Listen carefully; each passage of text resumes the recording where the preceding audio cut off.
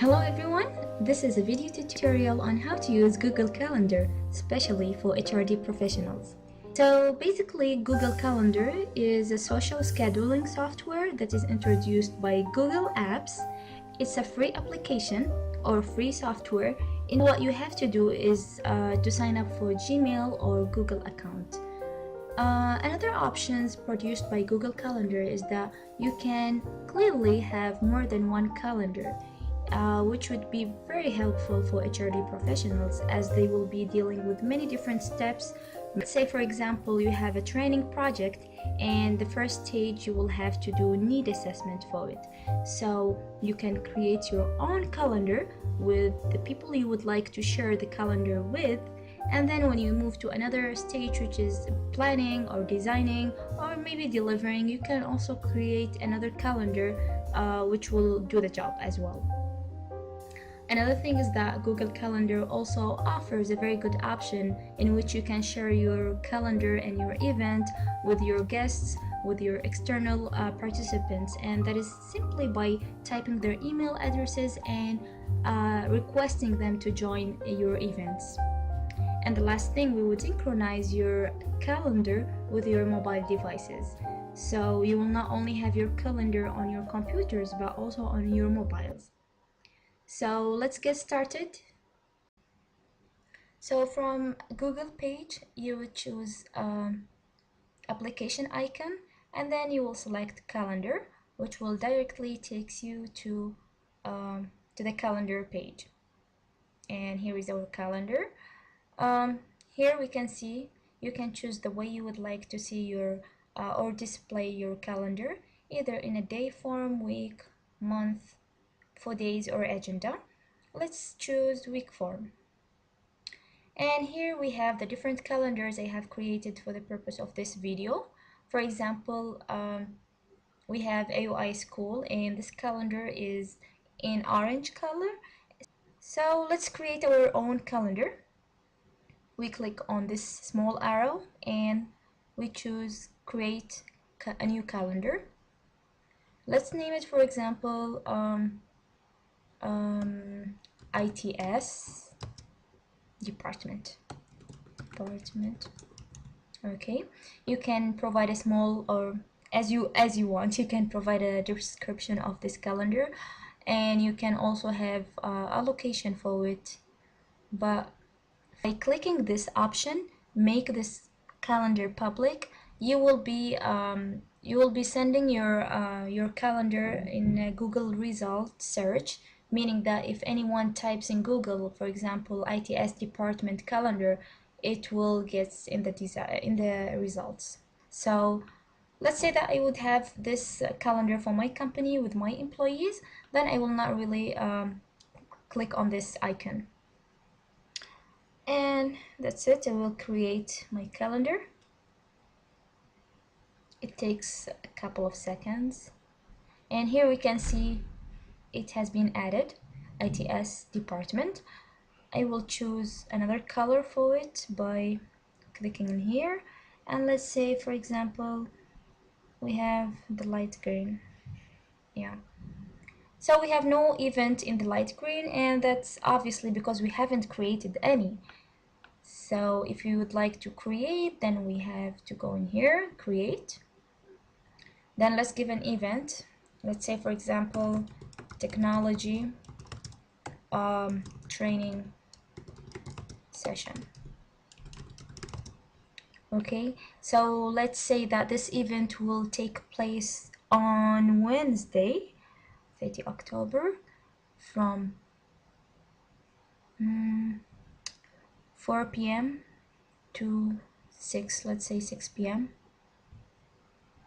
Okay, so if you would like to have this event only for one day, then don't consider these two icons. But if you would like, for example, to repeat it, then click in here, repeat. And let's say we would like to have this event every 2 days. You have here multi choices, so you can choose the option you would like. I would say daily. And I would like this event to be repeated every 2 days. So it starts on 30 October, and I want it to end either after the number of occurrence or on specific date. Let's say I would like this event to finish after 3 occurrence, which means 3 times, and then I will click on done. Okay, so the thing I would like to emphasize as well in here, and you have to be careful of this, is that when you create your event, make sure to select the right calendar. For example, for this technology training session, I would go in here and choose my ITS department. Where would you like this event to take place? Let's say I would like it to be in room, or let's say lab 11, for example. Another thing in here is that you can add a full description of the place you would like to have that event in, which is by using Google Map. So for example, let's say we want to have our training session in AUI school. So we go to Google Map, then type AUI, and I have it in here. You can type a full address. Here we go. This is it. Yes, I can take all of this, AI, copy, edit in here. Okay, so then if you would like to add anyone to come to this event or to share the event within, or to see the calendar with you, then you could type his or her email in here. For example, I would like to add my group, HR technology team. Click on add, and here we can see it's already added.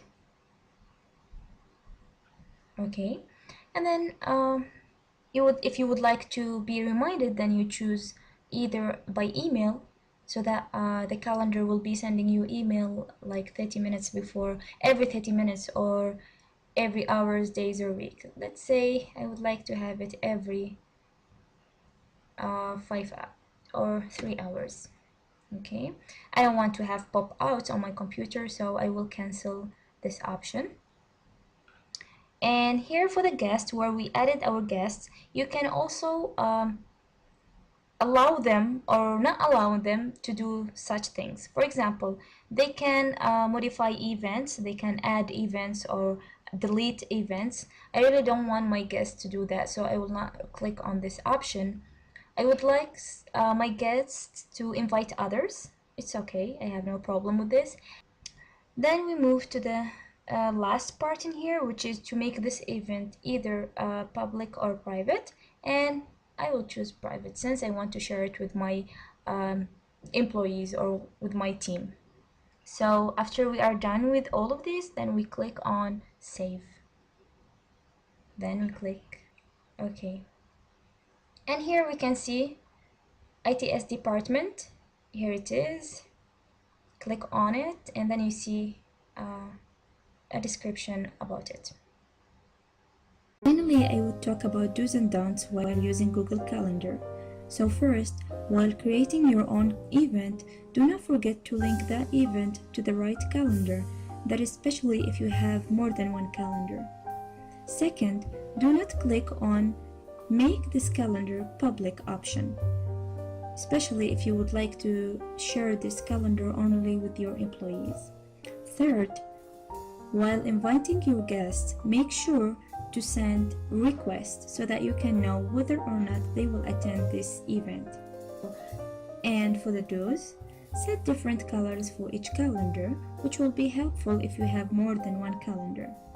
Also use Google Map, which will help your external employees or guests to get to the direction easily without having any troubles. If possible, also use Google applications such as Hangout, Video Call, and Google Doc. Also, sign out when you are trying to synchronize your calendar with your mobile phone from your computer. I hope this video was helpful and you had an idea on how to use Google Calendar.